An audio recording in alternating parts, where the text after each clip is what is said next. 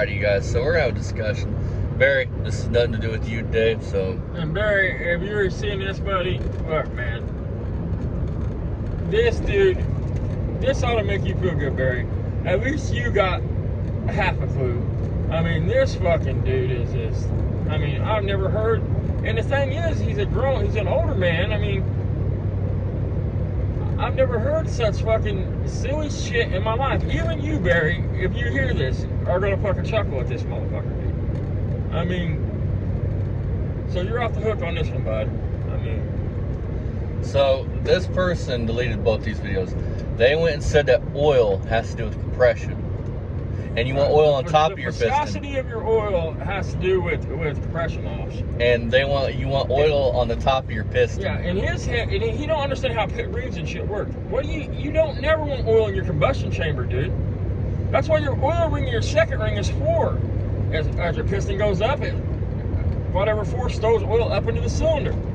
The rotation, whatever, throws it up it throws the oil up into the cylinder. Your oil ring is that's why it's called an oil ring. It's supposed to catch the oil and scrape it down. Your second ring also helps catch whatever it misses. You know what I mean? And as it's doing that, as that oil's hitting the cylinder wall, it's pulling it back down, but it's also lubricating for your top ring to catch as it comes down. Oil is never supposed to get up past your top ring, period. End of story. End of story. If you had oil in your combustion chamber, your car would smoke. If your car's smoking blue smoke and shit, smelling like burning oil all the time, you have issues. Barry, I'm going to come back at you again because we gave you an announcement on it. Like your Mach 1 smokes. Right. I mean, and you know yourself, Barry. You said yourself the fucking engine's been stuck 5 fucking times, dude. Whatever, 3 times, whatever. So you know it's got some fucking damage in there to the rings and shit, and the cylinder walls got rusted. But again, you have more fucking mechanical knowledge. I would trust you hands down to work on my shit before I'd ever let this dude even breathe on my shit. That's not all he wants to talk about cylinder wash. Like it's just a common condition, man. Like everybody's car gets cylinder wash, dude. And he keeps calling. What you want to say, buddy, is your cylinder walls are washed out. That means that there's damage. Listen, if you're getting oil in your gas constantly, if you get oil in your gas more than twice, a lot of gas, you have issues. You know what I mean? Now, if it's an old antique car, it's been sitting in a barn for 30 years, and you've had 60 people starting it throughout the years with a squirt bottle, you're bound to have some. But this dude talks like his oil is plumb full of gas. There's 5 gallons of gas in his oil. Therefore, it has no viscosity, so his car can't have no compression. But we've already touched on that.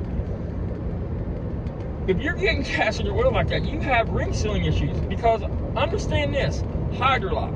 If your rings are sealing right and your cylinder fills with gas, you will get hydrolock. Why is that? Because the gas can't get past your rings to get to your oil. It's not supposed to get down past your rings. It can't go nowhere. No, it's locked in your cylinder. So if you get fucking gas in your oil like that more than twice, or even twice, then you got other issues. You got ring sealing issues and all that. Now that we've covered that, this motherfucking dude goes on to say in this video, we have the video, that fucking, which we're not gonna put it out there because I don't. This is just about pointing out stupidity, man. Stupid fucking people, and he's cocky and arrogant too. If he comes at me, then I'll destroy this fucking clown. But comes out and he talks about how he does a compression test, gets 50 pounds on his flat top pistons. Then he goes on to say his original flat top piston. He goes on to say he put one new piston in it with new rings with valve reliefs, and that has more compression than the other. Well, yeah, it would. It has new rings. But that's not even the point or the problem. You got 7 flat top pistons and you got 1 with valve reliefs? What about piston weight and all that stuff? What the fuck am I supposed to say to that? What, you want to talk about any mechanic? Yeah, ask any fucking mechanic. You have 1 oddball piston in there, dude. The weight's going to be different. The compression ratio is always going to be different on that cylinder from the rest. So when your car's running, that cylinder's going to fight. They're going to fight. Jesus Christ, man. And you want to get arrogant and cocky with people? Here's a novel idea, man. Take some advice from a good mechanic when they give you advice. Quit trying to use knowledge that you think you have that you don't have. Because I know of 2 other channels that you've tried to come out and you blocked. Actually 3. And those 3 people are more knowledgeable and have more mechanic ability than you, and you want to come at them wrong. You openly admit you put a valve relief piston in with 7 flat top pistons.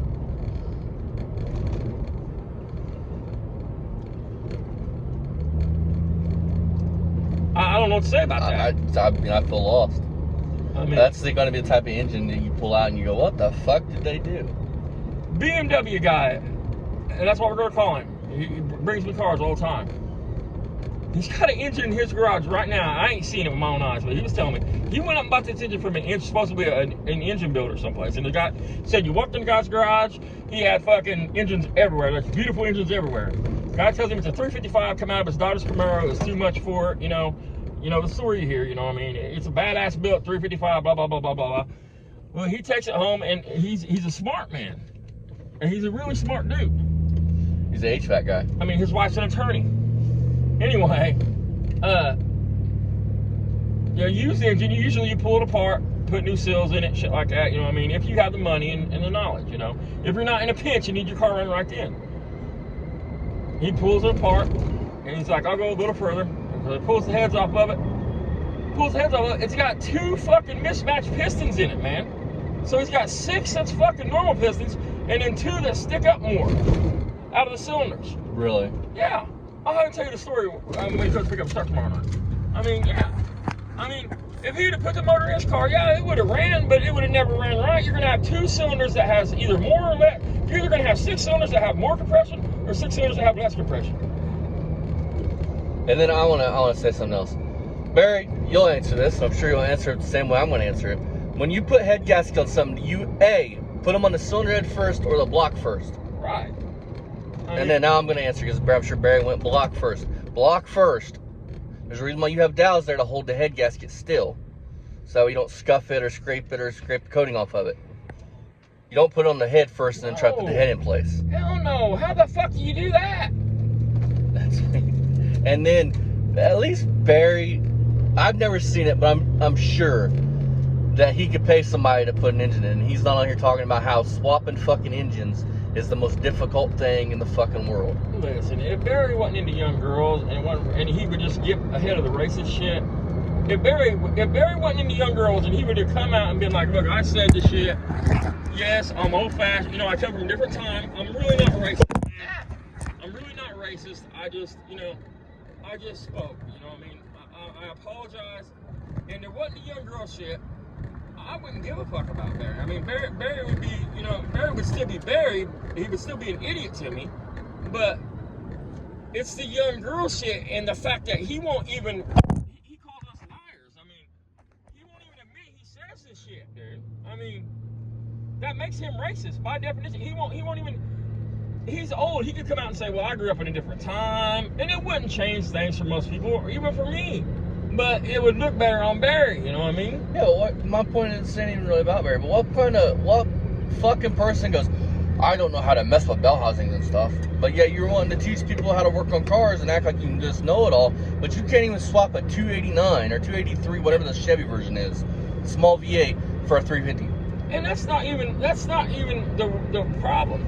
That's not a problem if people don't have knowledge about mechanics. Nobody does. It just comes out with knowledge about mechanics. The problem is when you're so arrogant and you have nothing, but you are so arrogant that you won't even fucking listen to somebody when they talk to you. And when they try to talk to you, you get smart with them and mouth off to them and talk to them like shit. You know what I mean? You can't make this shit up, dude. 7 fucking flat top pistons and 1 with valve release. I mean, anybody that's watching this mechanic, put out the list of problems with that. I mean, besides piston weight, which has to do with balance of your engine. Just like the compression. I mean, just like the piston was smashed in the cylinder and there was scraping in the cylinder, but he's on camera talking about there was no damage. When you can plainly see the damage in the cylinder. You can't just take an engine and take it apart and just slap new rings in it, man. You have to at least hone the motherfucker, man. I mean, jingle ball home. What the fuck is the point of putting new rings on slick walls?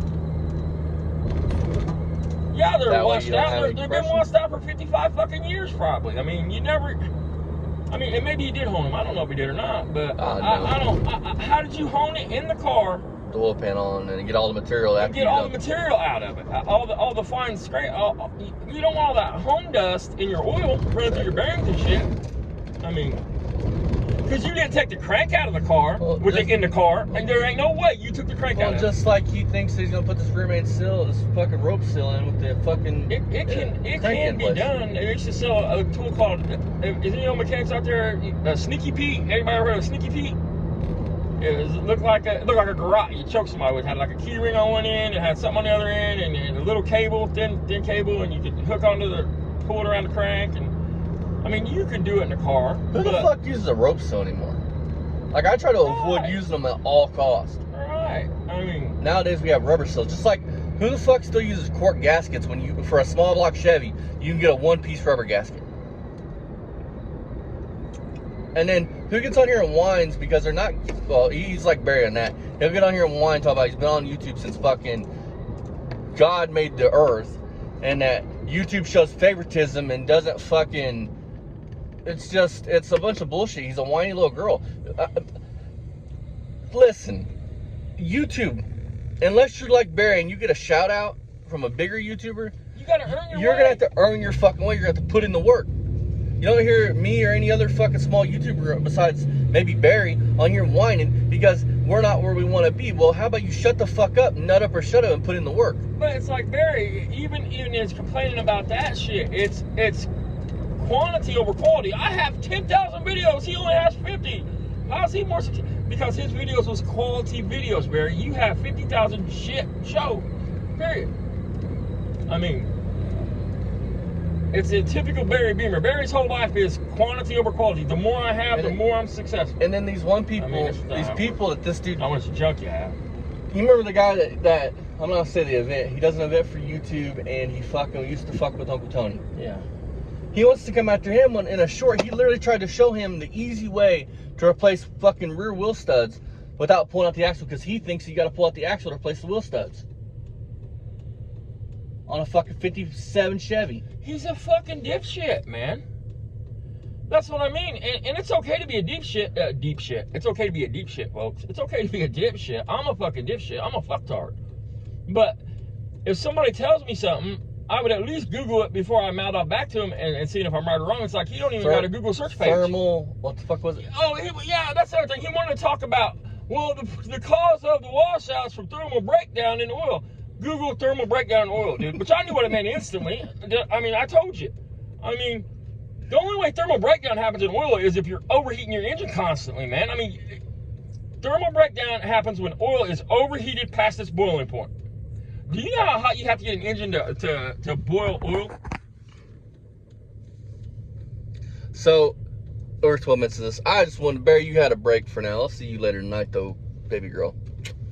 And, fuck you, Barry, till next time. And if this dude comes at us sideways or tries to get any kind of cocky or shitty or anything, I'll start reviewing his fucking show. I mean, and Barry, you got thicker skin than this dude.